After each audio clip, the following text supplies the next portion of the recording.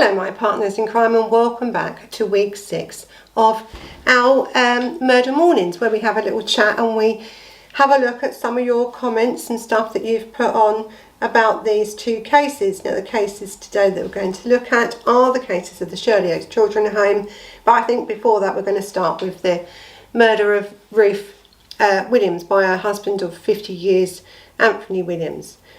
But before I start on them, I've had a few instant messages, DMs, whatever you want to call them, to Murder Analysed site, alright, or onto the Facebook site.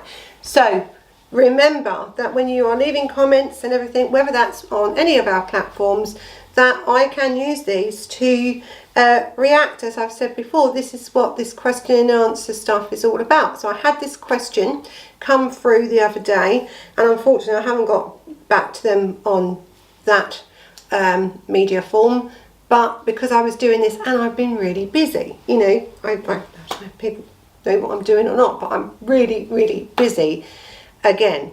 So this is a question, and it was a question straight out, about Reese Collins case. Now it stated, do I ask the family members about the cases, or can I do the cases? The simple answer there is no. No, I don't. And I don't know many, or if any actually, true crime channels do. Now the other reason why I wouldn't have approached this family for any reason is mainly because this case is 1985 case. So it's a cold case. So that was one of the main reasons I wouldn't, but no, on general, no, we wouldn't approach family members. Most of the stuff is wrote about and stuff like that, what we can find and stuff anyway. So no, not really, unless they want to come forward. And after we've done a lot of these cases, parents and brothers and sisters and stuff have come forward. I think at the moment on here we've got, Ricky Nash, and he's talking about his sister's disappearance and murder. Again, another very old, historic case of Cherry Grimmer on here, and he's been on here asking a lot of questions, talking to people, getting it out there still in this, the public's eye, because they want something done about this case. So yes, we do talk to many people. I talk to a lot of the domestic abuse cases. I do talk to them and I talk to their family members, but only after there is no issues relating then to the case. So the case is over. Anything relating to that case, like custody battles or anything else, has to be over before we can have a talk and have a discussion, and sometimes even film it, which you'll be seeing later on in the year. Them sort of things we do. And if people, after we've done these videos, want an opportunity to have their say, then this is an open forum, and that's fine too. We're very open, I think, and transparent here at Murder Analysed. I think everyone can understand that when we do about these cases, that the empathy that we have is always for the victims right away. And of course then for the family, of course we do. They're the ones that's left behind. But her question was, do we approach the family members, because it can be upsetting and stuff to hear what we've said. Now in Reese's case, and it's a very sad case, I understand that, I said, and I only said, that it is theories of what may have happened to Reese. Theories. But what was happening in Croydon around that time with others is not theories. It's the truth of what was going on. So in Reese's case was in relation, in connection, or possible connection, to Kevin Hicks' case and Lee Boxall's case. Now these boys, Lee and Kevin, have never been found. Their bodies have never been found. So it's important that these cases go out. I know these are upsetting cases. I know they are. And I'm sorry if I've upset anybody. But the thing is, this was going on in Croydon at this time. We've done many cases, and we're going to talk about one of them cases now. So listen, I'm sorry if I've upset anyone by this, but I will not be removing the videos at all, because they're important. They're important to get out there. Now, the other thing was what was in this message was that we have only done this case and said about this for likes and subscribers. You know, obviously I don't think they watch Murder Analysed, or they understand how true crime channels work. Listen, we're not millionaires, right? We usually have other jobs that we do. This is an awareness. We highlight awareness of different things that's going on in this country right up until today. That's what we do. We don't make millions from it, right? We don't. The likes are good because it gives the algorithm something to spread our videos out further.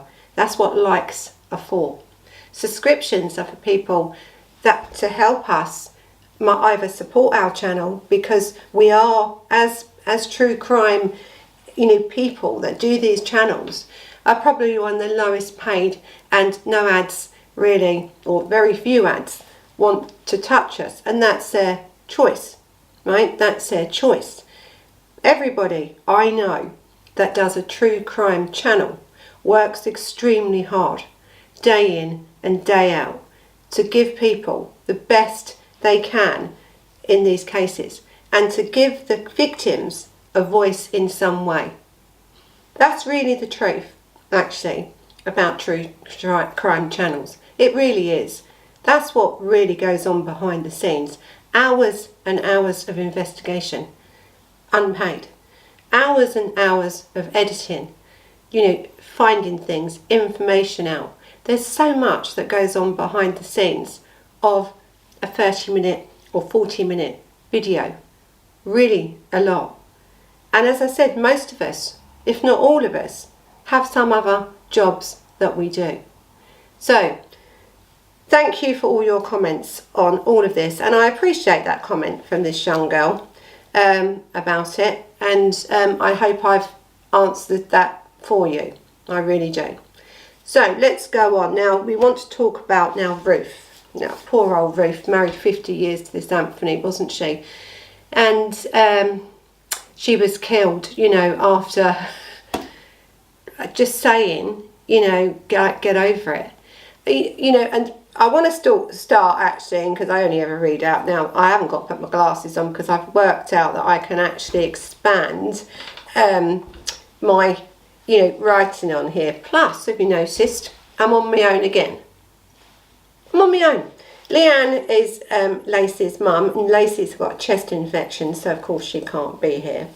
So I think I'm going to have to say, I know Lorraine, my friend Lorraine, who's legally trained as well, may be expecting a phone call soon, because things need to change with this. So for now, I think this is going to be the last, actually, murder morning, until I can find someone else that can work with me on this, who has some legal understanding, because it's really easy to, and easier for me, if I have some other lawyer or someone else that's trained in law or whatever, psychology or whatever. So I know I've got a few people that I've linked up with before that are psychologists and stuff.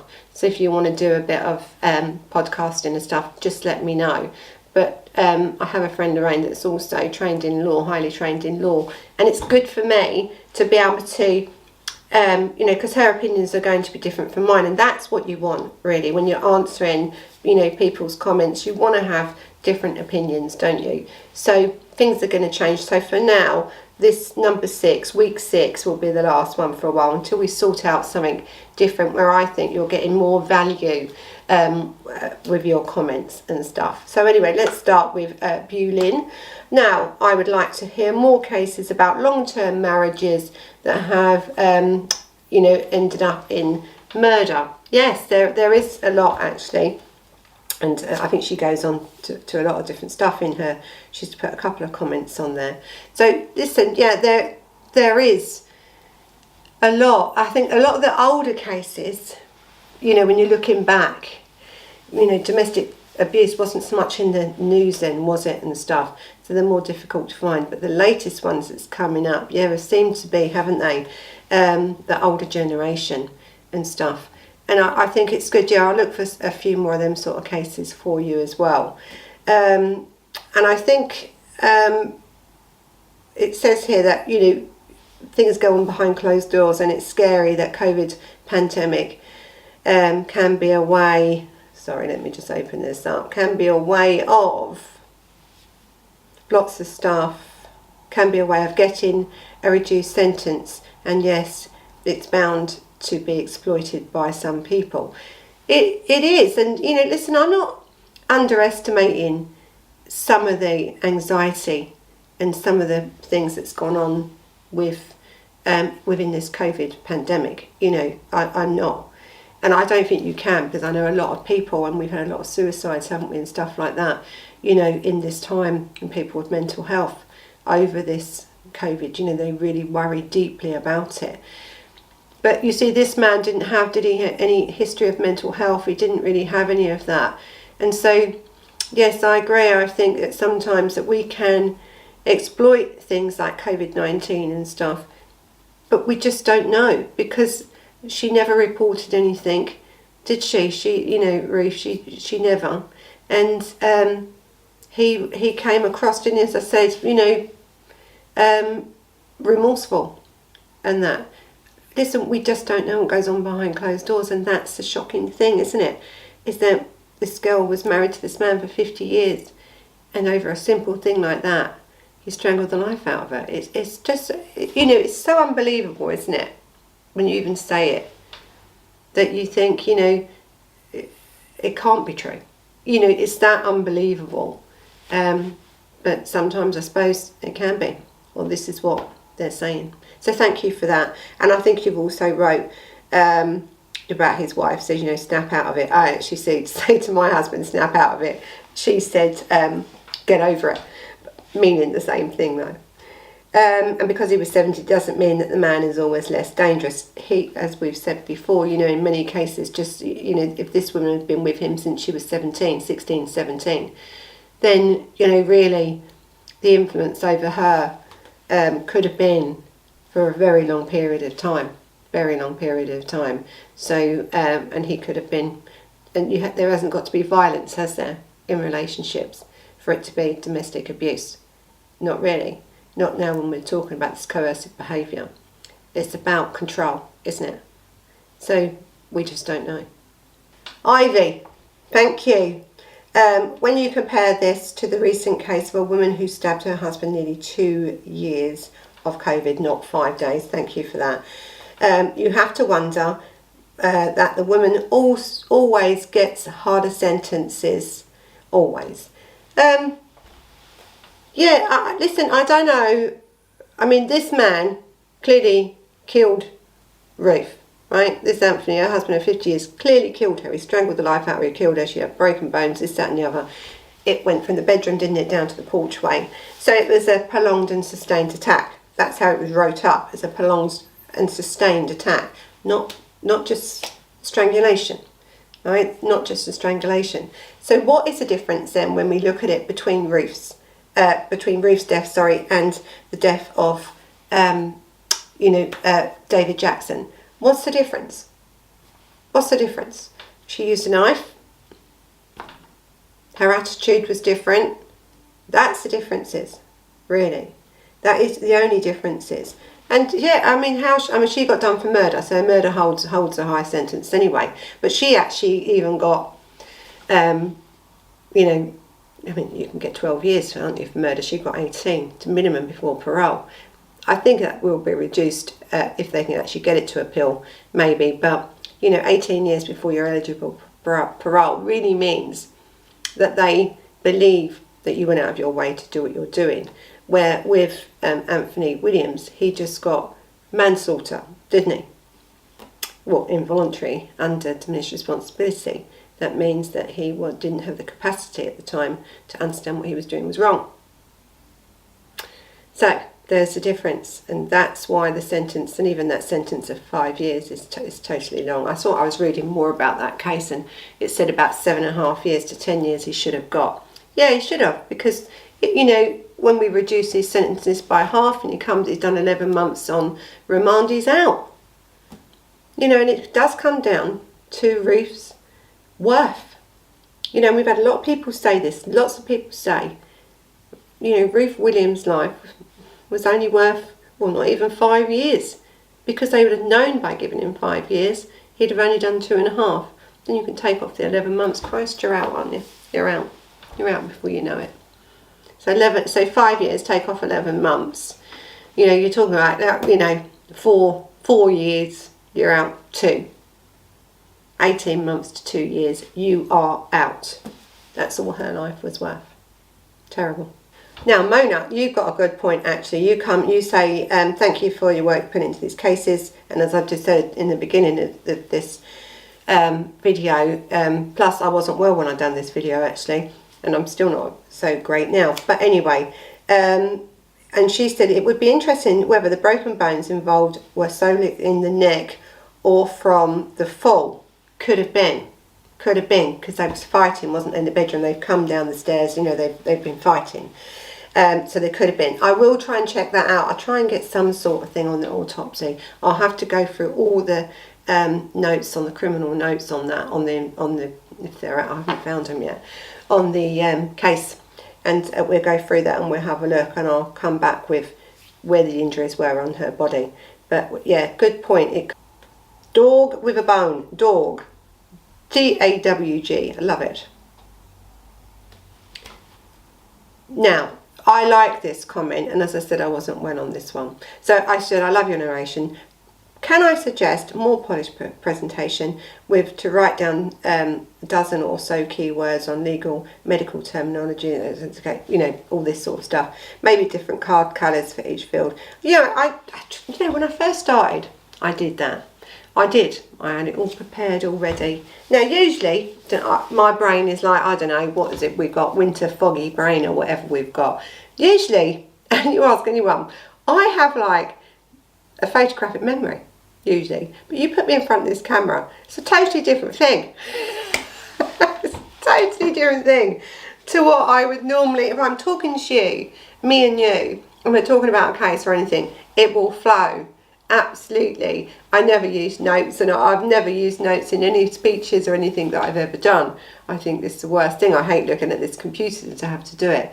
But no, usually when I'm in full flow, really, not in this sort of environment, I'm much more of a confident speaker, and I've never used notes in my life. But maybe it's an age thing as well, isn't it? You know, the old brain could be going a little bit now. But yeah, people that know me must think, gosh, where's she gone? So listen, thank you for that comment. And you know, I will try again with some little notes just to help me and stuff. You know, I think, you know, even though we've been doing this now over a year, maybe it's still a bit fear, maybe I'm still a bit anxious about the recording side of it and stuff like that. But yeah, usually the terminology comes out without an issue if it was just me and you talking. But thank you for that, I really appreciate it. Now Dee says, which I think, I love this Dee actually, the old lockdown, the excuse for a defence lawyer's dream, isn't it, this lockdown? This and anything, really. I think you're absolutely right, though. You are. Listen, anything like this, anything that may give a defence lawyer a chance of getting their client off, okay, it will be used. You know, I've said, haven't I, before about in courts, and I've said about juries, how you would want to win them over, how you want them to believe what you're saying and put this, you know, and it is like a story, isn't it? And I've always said, even to my law students, you know, it's about who can tell the best story, isn't it, in that courtroom, isn't it, really? And so when you have a defence like, you know, oh gosh, you know, it could have, you know, diminished responsibility because COVID, you know, he was stressed. And so many people have been stressed. They haven't gone out and murdered anyone or took someone's life of their wife of 50 years, but they have certainly got anxious and anxiety about this. And so that can relate to some of these jurors, can't it? It can relate. They can think, oh, well, I was a bit worried over that. You know, you're putting that seed in their mind. It could have been, couldn't it? Because that's all you need, isn't it, for a jury, is the doubt. So really good, actually, this excuse of defence lawyers, but defence lawyers will really use what they can. And it's down to the prosecution to prove that case.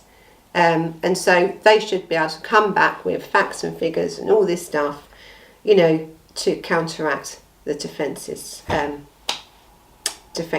excuses, as you'd like to say, Dee. So yeah, and you know, it's got time served should not be taken into consideration on these short and sensitive sentences, and any jail sentence. Well, I agree. I think, listen, if you're given someone, all right, they've done 11 months out of it, because we're saying, well, we've held them on remand, haven't we, while they're awaiting trial to prove whether they are innocent or guilty, right? So if they're found innocent and they're acquitted, they walk out. That's it. They're done. They can claim for sort of stuff, you know, they can. But then the government actually reclaim for the rent and everything, charging them for being in there. So they can. So legally, that is why they're allowed then to have that sentence taken off of the full sentence, that 11 months, because they've already spent that time and they could have been innocent. Why spending that time? Even though they were found guilty, then that still then is taken off for that reason, or else we would be giving them longer than what the judge in the sentencing had given them. I know, but that's how it works out. And now we go on to Greta. She said strangling someone to death is the most common in domestic abuse cases. It's the ultimate form of control. Well, it is, isn't it? When you think, and when he even says, you know, the words he said, I strangled the life out of her. You know, it's terrible, isn't it? It really is. So yes, you're right. It is quite common. It's either that or they stab. Really, or I mean, that's usually the two things. As you say, it's always about control, and so it does make you think, doesn't it, when he's used that form, you know, of to get manslaughter for the killing of this. Of Ruth after 50 years. Was it always about control? Was there control in their relationship? Did he have it all that time? Was that it? That was his last part of control over her? Could be. Good comment. So, G. De Geers. Now, can I put your name forward to my friend James English, who is a podcaster interviewing people with somewhat diverse lives? Very interesting working lives. It would really help your viewing figures on YouTube. I feel a great channel you have and deserve much more awareness. James English, everything. That's how it goes by. Well, thank you very much for that. Yeah, put my name forward. I think that'd be really great. I'll have to have a look at him, but thanks for that. Yeah, listen, I've took a few months off, so I think that's why our ratings have dropped a bit anyway. Listen, it happens with YouTube. As I said, it's all about its algorithm, isn't it? The minute that algorithm sort of stops and drops off, that's it. And so yeah, that's really great. That's really great, and that's really nice of you to even consider that for me. I really appreciate it. So yes, listen, as I've said with Murder Analysed, we can need all the help we can get. We do. And I think most crime channels need all the help they can get. So it's really appreciative that you've even thought of me in this case. So thank you for that. Brilliant. So Kerry, he knew exactly what he was doing and what a defence he was going to give. He had to retire. Then COVID. He wasn't getting the attention he thought he was entitled to, so he took it out on his poor, loyal wife. Exactly. That's exactly what could have happened, isn't it? That's it. He knew exactly what he was doing. He knew what he was doing. He stood there. And as I said, this is the difference, isn't it? Now, the contrasting cases were not about, with Penelope Jackson. We're not about the murder, what she done, or the sentences and that sort of thing. But the overall, the way that the law works, the way that we see it, the way that she said he knew what he was doing. He was calm, collective. He didn't slag off his wife. He didn't do all this sort of stuff. He got away, really, with a sentence dropped down to manslaughter by diminished responsibility because there was no history. But there was really no history either, was there, in Penelope Jackson's case? Not really.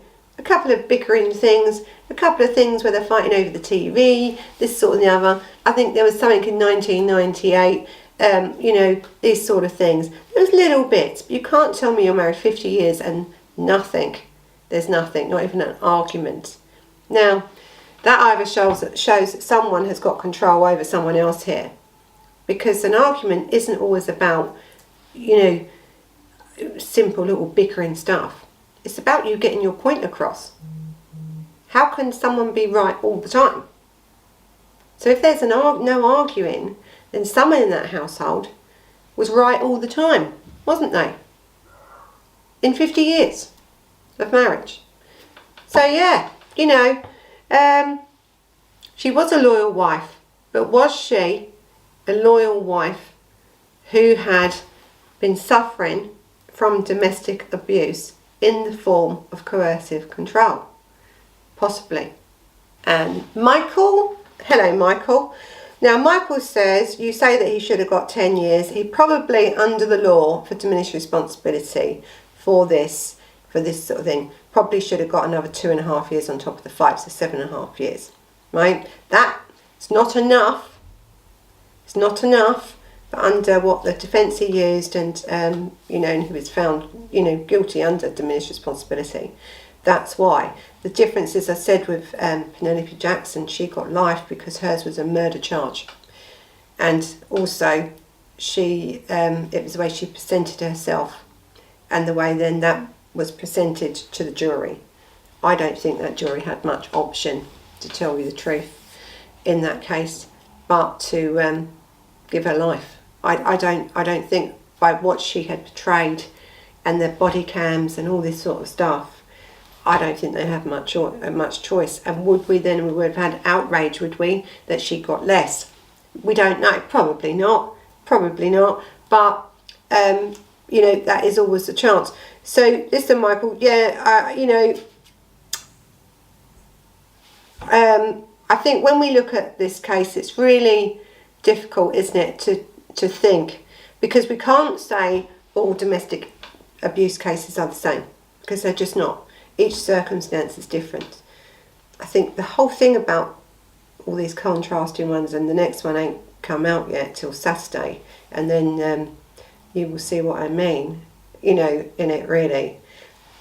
And I just think, if we look then at all three, then you can really understand what I'm saying about these contrasting cases, because it's about the law. It's about how the jury, a case is put forward to that jury, them sort of things, isn't it? And how we first, I think it's the first few seconds, isn't it, that people make up their mind about us, whether they like us, they don't like us. When you see a body cam of a woman that is saying that she hated her husband and she stabbed him, she wants to stab him again. No, don't save him. I'm compos mentis. This is what they're hearing. It's hard then to take this out of their mind. They've seen it. They've heard it. They've seen it for themselves. So visual sometimes will really implant into that juror's mind, and that's why she got murder. But the case differences, the sentence differences were because one's manslaughter, one's murder. So this is Jerry, and then there's a thing from Sean in there as well. So Jerry said, I've seen my first husband that I was married to for 22 years. 4 years later, I remarried. The first one, he became a liar. It was like I never knew him. And many more lies with the two. He was a narcissist with the second. He was a narcissist at the start from day one. And I married him. My life became, I think, terrible, really. Now listen, and this I think, and Sean says, crikey, my ex turned out to be the most diverse person, and it was like I never really knew him. Obviously, he was capable of behaving that way all along. This is the thing, is that when, no matter how long you may be with someone in these relationships, the minute you marry, it seems to be like, especially when Anthony and Ruth would have married. It's like with my marriage, the old days we were saying, aren't you, you know, I obey and all this sort of stuff in the vows. Not that it means anything, but to some people it does. You know, love, honour and obey. It's a contract. Marriage is the oldest form of contract, really. It's a contract, isn't it? That's why we had to get divorced. You know, you decree an eyesight, you know, and all this sort of stuff. That's what it is, because you're ending, you know, that contract. So a marriage is a contract. And some people actually see it as a contract. And some people, you know, the clauses in that contract then are then, I suppose, your vows that you say to your husband or wife. That's how, if you want to really break it down into that, that's really what marriage is. And some people, as in business, when you're taking out a contract, seem to think then that they have a right over you or something because they want control of that stuff. Now, in marriage, not much difference either. A man or a woman can take a marriage as permanent, right? It's permanent, they own you. They take their vows and that responsibility of marriage very seriously, especially 50 odd years ago. They do. So, you know, in looking at it that way, did he think he owned her? Did he think that she had to obey him? Did she think, and took them vows so seriously, that she had to obey, love, honour and obey? Now they took the obey out. Because, you know, and I've said this, you belong to no one. You know, you just don't. No one does. You belong to no one. So this is why this part of the vow was removed from that, because people actually took it so seriously that it got in the way of legal cases that were coming up, because it's a contract. You know, of course marriage is a contract. When you have to put your bands up, don't you, for 3 weeks. Then you get married. You have your witnesses. Everything that forms a contract is in a marriage. Everything. So when it came, I think it was 1993 or 1994, when certain things changed, come out of that, and a bit later on when the vows were removed. But because it got in the way of prosecuting husbands for abuse. That's why it had to change. It's all about the law. You see, the law's in everything. The law is in everything. But marriage, to this day, is still classed as a contract. Really. It's a standard form contract. That's it. That's what it is. And that's how some people look at it. And, you know, when they get then married to you, their perception changes, doesn't it? Because they think they own you. You belong to them. So it's always, sometimes they look great, don't they, until you know, got that commitment. I mean, years ago, it could take you 8-9 years to get divorced, for God's sake. It's not like now you can do it online. I know Lacey knocked out a couple of divorces the other day. I mean, God, she's only going to does it online for people. You know, I don't do divorces. I find it too traumatising, divorce, with everything that goes on in it. But I don't do family law for that reason. But, you know, they're so easy to do now. You know, because the certain terms of that contract have been removed, it's now much more easier to get divorced, and therefore they're much more easier than to prosecute under certain laws now, because people now, especially women now, have a lot more rights. Hi Paula. Now, the full-grown adult, she says, is responsible for their own behaviour. Absolutely, they are. Blame begins with the perpetrator and ends with the perpetrator's excuses, and it's just an excuse. And I agree with you, you know, and it is just an excuse. To say I was a little bit depressed, I wasn't sleeping for a few days, I was turning on and off lights because I, you know, was worried about my bills, my money, even though you had no money worries at all in this relationship. It's all an excuse. COVID did it. You know, it did it. That's what they're saying. No, you know, not to take your life, not to take a life of a woman you were meant to have loved for 50 years. I agree with you there. It's just an excuse. That's it. That's all it is. And Pixie says, I agree. You do the crime, you should do the time. And I say this to a lot of people, and I know a lot of criminals, to tell you the truth.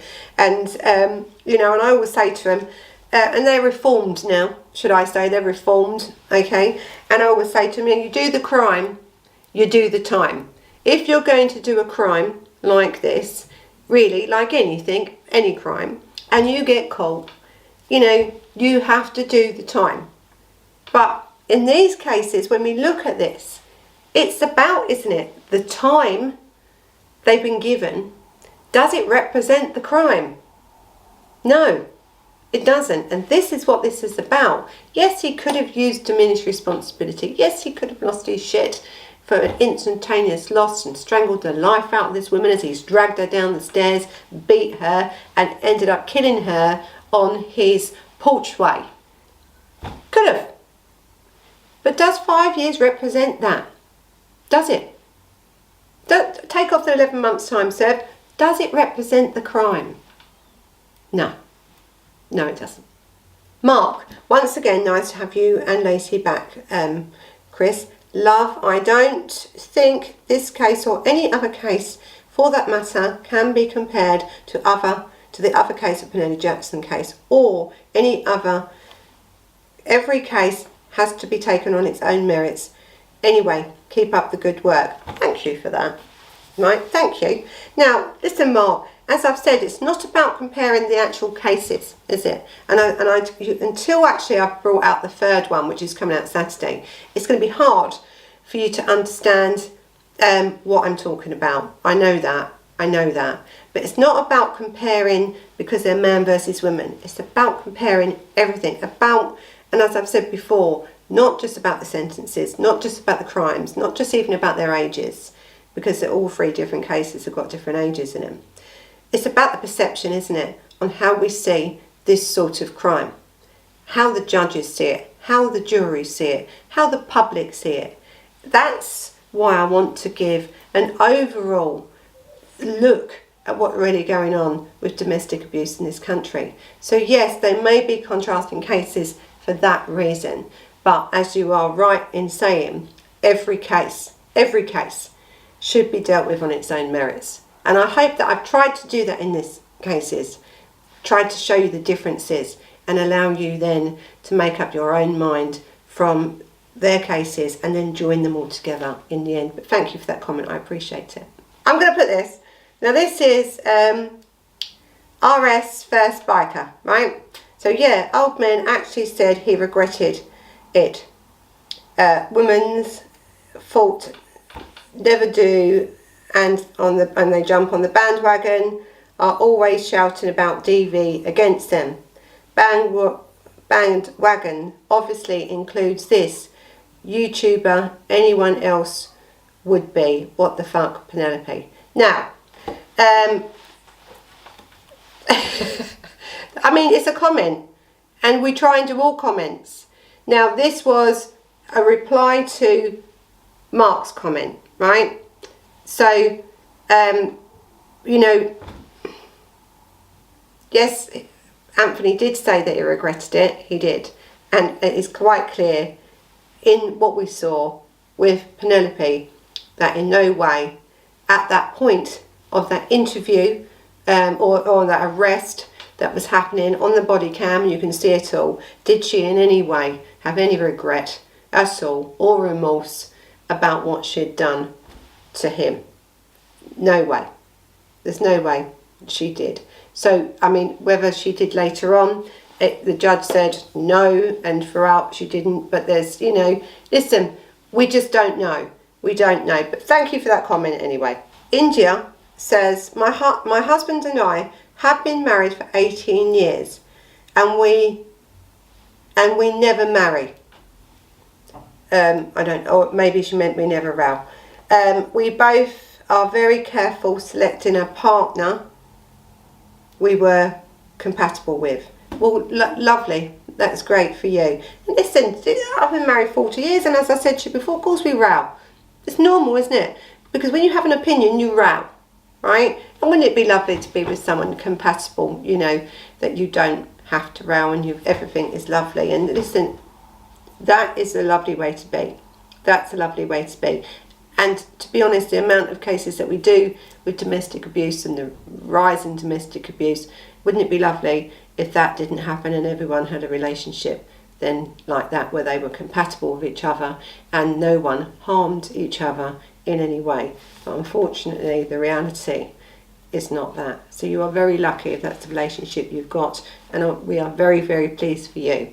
Now, my relationship is no way violent or anything else, but absolutely we both have our own way of speaking and our own sort of things that we like to do and say. And, you know, we joke around sometimes. I wouldn't say we've had a big row for maybe when the kids were younger, but no, as you get older, you don't, do you? Plus, we both work. We don't see that much of each other. I think that may help, do you think? And that, but we're compatible in them ways that we have the same goals and aims for the future. And I think if you have that in a marriage, that's what makes the marriage really, really happy. And I think, you know, everyone has an opinion, everyone has their own point of view. And when we come to the end of this, you know, this case, to say that, you know, he killed her because she said, get over it, shows that this woman really didn't have a voice. Not really. Not if that's all it took. So thank you for that. Let's move on. Okay, let's now move on to the case of Viper's Nest of Paedophiles. Okay, now this case is just... It was terrible, really, and I can't take credit for all the work on this case. As I said in that video, that some of the reporters have worked 18 months, 2 years, 3 years on this investigation of this Shirley Oaks, children's home in Croydon. It was a shocking case. It was a shocking case to research. As I said, I started researching it, didn't I? Because I was looking at, the links between Kevin Hicks and Lee Broxbourne case and stuff. And my gosh, absolutely just opened doors up that I was really shocked. And it took a lot to write that and to try. And it was literally, and as I said to you in that thing, it's an overview of the case. An overview, really. To go into detail on that case, even not without naming all the victims and all the perpetrators in that case, to go into detail, into real detail about that, would have took hours and hours of work and research. And so I've got, really commend the people that done that. And I use their work and parts of their work and stuff to highlight, just to give you an overview. So Diane B says, Christina, thank you for your video quality and in-depth content as usual. So very sad, and all I can say is that God bless all the victims and survivors. I hope they get the justice they deserve. For all these perpetrators of these crimes, may they rot in hell entirely. Now listen, most of the comments on this case have been like that, right? They've been like that. Most people have got absolutely contempt for anybody that does any crime against children, especially in this area like this. This case was absolutely soul destroying, I think, and it must have been for the victims of these people. Terrible. I think Rosine says your compassion shines through. I hope so, because listen, how can you not have, and yeah, I get pissed off, don't I? Really, I do. But when you've read, for hours, pages and pages of stuff, articles, testimonies of these survivors, how can you not be compassionate? How can you not want this to come out and make sure that people get justice for what went on? How can you not? It's not good. It wasn't good. But I'm so glad that we've done it and it's out there. And I hope people that spread this out, I hope people that talk about this case really, because it's one that we shouldn't forget. No way. Because nothing like this can ever happen again. It's absolutely terrible. It really is. It's an absolutely terrible case, this. Anyway, Catherine, she says, do you know Antonio something? Silco crimes. It was left. It will leave you shocked for days. No, but I'm going to have a look at that. So thank you. I will have a look at it and we'll go through it. Sandra says, I'm saying that this after 2 minutes. Christina, love your hair. Gorgeous. Oh, thanks so. Lovely. Sharon Lewis says, this case will go on and on and on. These evil men and women should be in prison until the day they die. The abuse of the children with them and will be with them until they die, which is true. To this day, if Jimmy Savile would still be alive, I don't think that he would have been seen a prison cell either, because it was just a cover-up. It was shocking, and we should bring back the death penalty for some of them. Controversial, but we do like a bit of controversy. Anyway, Jimmy Savile. Now, do you know what? The bloke, actually, he was a detective. I can't remember. Is it Mark something his name is? I can't remember his name now. Now, when Jimmy Savile had died, you know, and they was all doing these, you know, things about him. Oh, he was great, he was this. Now listen, I used to watch Jimmy Savile. Now my mum, and I'll tell you, this is in London. Now my mum, I used to say, Mum, I want to go on Jimmy Savile. She used to say, don't you write to that man. You ain't going nowhere near that, Chris. You ain't doing it. You ain't going. Oh, do you know, I think people in London, ordinary people, right? Not the bloody BBC or anyone else that was trying to hide what he was doing or knew what he was doing, you know, allegedly, because I don't want to be stopped, allegedly. But I think normal people around London sort of knew about what was going on with him. But of course, they weren't listened to, they weren't heard, were they? Weren't allowed to say anything about Jimmy Savile at the time, were we? So this police officer, ex-police officer, he had done a few cases, then he thought, right, I think he retired from the police, and he then went into investigation himself, criminal investigation. I have to see if I can find a photo of him and his name, but I can't remember it. I'll write it up. You know, my new writing up tool I'm using. Anyway, and he done an investigation for about a year on Savile, and really found it difficult for people to get hold of it. Would they take it? You know, because you're talking about this man, you know, you couldn't say a word against him, could you, this Savile? You just couldn't. So I don't know whether he would have been, in the end, why this man was still alive. Could they have gone from him and got away with it? Because he would have probably shut you down straight away. But after he was deaf, I mean, this is what this investigator was saying. Even after his death, you know, this could have been a career ender for him. It could have gone either way, couldn't it? At that point, about Jimmy Savile, would the public believe what this investigation was showing? And this investigation showed that there was over 500 victims alone just for Jimmy Savile, way over. And again, I think that's just the tip of the iceberg, Jimmy Savile. So it's a great comment, but I'll find his name and his picture and I'll put it up. But yeah, he's good. But he worked a whole year on this case, and as I said, it could have ended his career, and it didn't. It didn't. So good for him for actually, you know. And as I said, these are certain people that have took. This is one man. They took a year of in-depth research into everything about Jimmy Savile to bring this to light. So good for him. Great comment, Sharon. Great comment. And Susan says, one of the most heartbreaking accounts of children being abused that I've ever heard. Absolutely unbelievable and terrifying. A total disgrace. And it bloody is a total disgrace for this country. I think it really is. It says, God bless you, and bringing these stories to light. May all they receive the justice that they so richly deserve.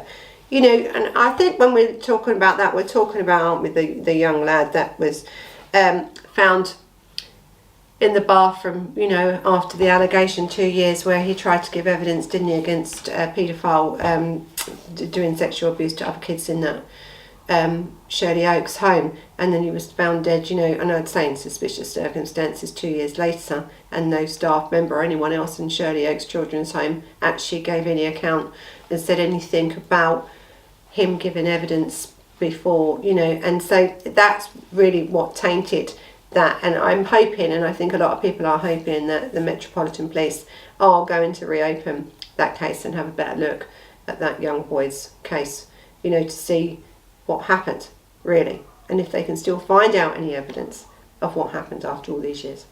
Now, Martina, I was going to say your last name, but Martina, always the same comments. That tells you the facts get deleted. SMDH. I'm not really good with that. Now listen, Martina. I don't delete comments. I'll tell you, I do actually, because sometimes they're not comments. People put on, you know, like other sites to try and get people to watch some quite bad images. So we remove them. Sometimes I remove them if they are, you know, being really inappropriate, or they are abusive, or in any regard to anyone on here, detrimental to anything that's being said, whether that's to the victims, their families, the members on here, then I will delete. But because you might have a different opinion to somebody else, no, we don't. Sometimes though, depends on how you write that and what you write in it, and whether your language is correct and stuff in it, that YouTube will itself delete. So no, I don't delete comments. I actually like a little bit of controversy. I like it where people have their say and come back, and it's not all about what we agree on or not. That's what I'm saying. So, you know, thanks for your comment, but no, it's not right. It's not right. Listen, we're only up to 11,800 and something subscribers, right? We haven't got that many, have we? Comments on here really don't go into their thousands yet. They don't. So I think the comments, what you see on here, are people that have commented because they are followers of this channel. They, you know, like to watch the cases and comment. So it would be nice, actually, Martine, if you want to comment on one of the cases that we put up, or if you have commented on one of the cases and YouTube have removed it for any reason, maybe you should reword it. Thank you for that. And this is from Bubba. Now, Bubba was the one that told me about this home in the first place. From his comment from the last cases that we've done. Now he's got put a few rows, named many perpetrators, and linked it to child abuse, trafficking via street gangs. Police information allowed to comment on the worst crimes because they were informing on other criminals. But more importantly, she has the victims now 30s, 40s and 50-year-olds living life, giving their testimonies. Very interesting stuff. You will then link together, he says, oh, watch how highborn the surname on the top person running some of these homes. It's very interesting. Do you know, I'm going to have a look at that. I'll be checking that out. Now listen, as I said to you, this, and as I said right from the beginning in this, when someone asked me about Croydon and what was going on at this time around here, right? You know, no one's lying here about these cases. No one's putting things in people's mind. It's fact what was going on here. It's fact that in these children's homes, you know, there was paedophile rings. You know, there was. Really, there was. There was influences coming from inside and outside this Shirley Oaks children's home. There was. Now, that's, no one's making that up. That's actually clear fact now. These people have gone to prison. Some of them have not. They've not. But it was going on. It really was going on. And this is when I say to you why we need to continue to expand this out, to find out what was really going on in London, and to tell you the truth, probably what's really going on in London today. As I said, many crimes have changed, haven't they? From being, you know, out in our world every day as we see it, to online. Listen, on the dark web, you can buy and sell a child today. Where do you think that child comes from? You know, I've always said this. You know, we have people, don't we, that run sites, and we've done a lot of these cases on these paedophiles that seem to love, you know, making money from children. Listen, the times may have changed now. We may be up 30 years up, 2021. But the crimes haven't changed. It's just the way that they are perpetrated that makes the difference. The crimes are still the same. It's just the way they are done that's a little bit different. Shocking, really, what is going on, not only in this country, but across the world. And we will be looking soon into trafficking cases. Absolutely. Now Lisa says human beings are capable of evil never ceases to amaze me, and it's true, you know. And I'll tell you, the crimes I do, right? Listen, I don't like horror movies or anything else. I don't watch them. I don't like them. But true crime I like, because I like to understand why people do what they do. But for the life of me, you know, no matter how much I read and we try and find out why these perpetrators of children, paedophiles, do what they do, we don't know. There's theories, isn't there, out there? And I'm not going to go into them because half of them are a load of crap, right? These people are perpetrators because these children are innocent. They are vulnerable. They believe that what they are doing to these children, they have control over, and that's what they want to do, and that is exactly what they're doing. That's the end of it. Why they do it is irrelevant, isn't it? They do it. You know, and they say there's no cure, and we hear it, don't we? We're going to put prisoners in, you know, we're going to give them 4 years, we're going to give them some therapy. Therapy for what? For what? I mean, there's a thing in America, in Florida actually, where it's like a paedophile village really, because they're not allowed back into society, so they're now in their own village type thing where they keep them. You know, I don't know if it's a good thing or a bad thing. One, it's a good thing. I think that's because you know where they are. And some of these are very serious, you know, perpetrators. They've had their therapy and everything else. But that doesn't mean to say they're cured. And Florida police know this. So they know that if we keep them in this area, we can manage that. We can keep them out of our population. And that's great, isn't it? It is great. But that's the paedophiles we know about. The paedophiles that are on your sex offenders lists, aren't they? You know, the register. A register is only as good as if the person has been caught and charged for it. Then they're put onto a register. There are many, many paedophiles out there today, working in all walks of life in our society, that are not on any register, that have never been caught and never will be caught. Right? That's it. That's the reality of it. So of course, we're never going to end this. We're never going to end it. The only reason it seems now like there's more about is because we are talking about it. We are no longer afraid to talk about it. These children from this children's home and other children's homes across the world are now telling you about their stories, about what happened to them in these children's homes. That's what's different now. That's the only difference, is that now these children, these survivors, have now got a bloody voice, and thank God that some of them are using it, because without them, half of this we'd never have known what's truly going on out there. Now Monique says, I'm watching this sobbing my heart out. I was abused by my own dad. I can't imagine what these children went through. Shame on this country.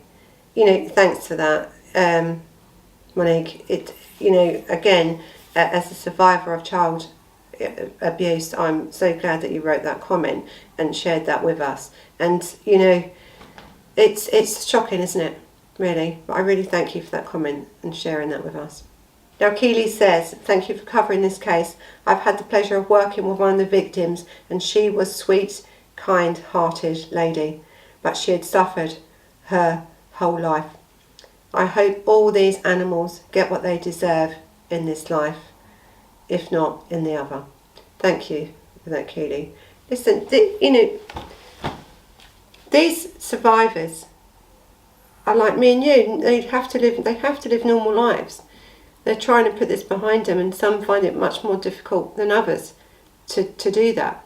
You know, and I'm so glad that these girls and these boys are getting help now as adults. Or are they? Are they? I mean, really, I mean, we have this survivors, you know, group, this Shirley survivors group, and that was set up, wasn't it? Because, you know, he gave his mate a promise, you know, that he was going to get justice for what happened in this. And I think this survivors group is really good, and it needs to be supported, really. It really does. And great work has come from that. So anyway, Dale says, This was so hard to watch. I stopped watching halfway through. I was abused by a scout leader starting around 1975 to 1982. I had only just opened up about it. I had to have counselling after my mum had passed away and disclosed my abuse by the scout leader. I have felt ashamed for most of my life, thinking that I had let it happen. The man who did this to me is long dead. No point in telling the cops now. You know what? And I think this is what these people, these paedophiles, do to you. They make you believe or feel that it's your fault. They make you feel ashamed, don't they? The shame is all on them. It has to be. It's not about you as a victim. Did nothing wrong. Children, vulnerable children, lives ruined, really. This man had to hold that in, for many, many years before he said. So all I can say to you with any of these, cases that we do, and especially when it comes down to sexual abuse like this, you must tell someone. Try and talk to someone, whether it's confidential or, you can be anonymous. There's so many places that you can go and talk to someone, because it was not your fault at all. Never is the child's fault. Never. No matter how people want you to think it is, these perpetrators, how much they've lied to you, abused you, ruined your life, made you feel guilty, ashamed. There's nothing to feel ashamed or guilty about. You should live your life. And the more you open up about it, hopefully your life will become easier for you. So thank you for watching. You know what to do. You can follow us on Facebook, on Instagram. I'm going to go on Instagram a bit more longer. You can catch this up and let's have a chat about murder. I don't know with this case. It's a case that we're going to carry on with. It's opening up this case to a lot more stuff. So all I can say to you is thank you for watching, and until the next time, bye bye.